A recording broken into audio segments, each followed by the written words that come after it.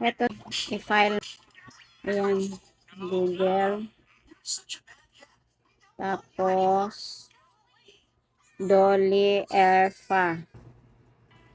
Ayan, Dolly dyan sa search bar, Dolly Erfa. Tapos, ito lumabas. Ayan, oh, nakalagay sa taas. NLRC. Tapos, ito yung link. Click natin. Ayan, scroll up mo lang yan. Tapos, ito sa baba, meron siyang okay. Okay lang yan. Tapos, ito na, lumabas na siya. Ayan, dito sa employment classification, fill upan nyo lang yan, lagyan nyo ng OFW. Maganda to, iba to. Tapos okay mo lang ulit yung lumabas. Basta fill upan nyo lang po lahat yan. And then pagkatapos nyan, merong niyang submit sa ibaba pag na-fill up nyo na lahat yan.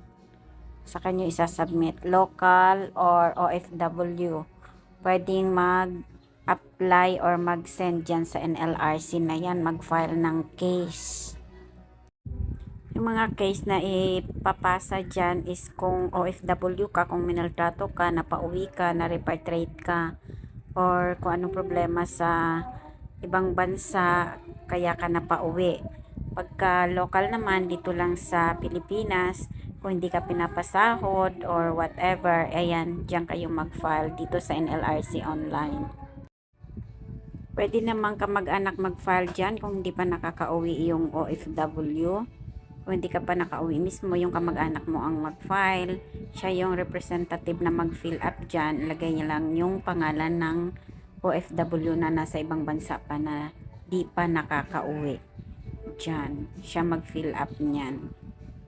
And then, lagay lang niya name niya at yung pangalan ng OFW na nare-reklamo niya yung kalagayan. Ito yan yung final upan ko nung final ko yung case ng pamangkin ko na nasa Saudi. Hindi pa nakakauwi siya kaya ako ang nag-file niyan. Final ko siya. Tapos nung dumating siya,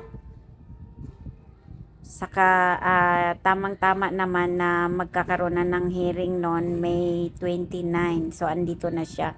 Siya na yung pinaatin ko nung hearing. Antabayanan nyo lang yung inyong email kasi ini-email nila yan. Tsaka nagsisend sila dyan ng link para doon sa Zoom na pag-discuss doon tungkol sa kaso. Ayan, Zoom link yan. Yun yung binibigay nila. Sana nalinawan ang lahat. Salamat sa panonood. Thank you so much everyone.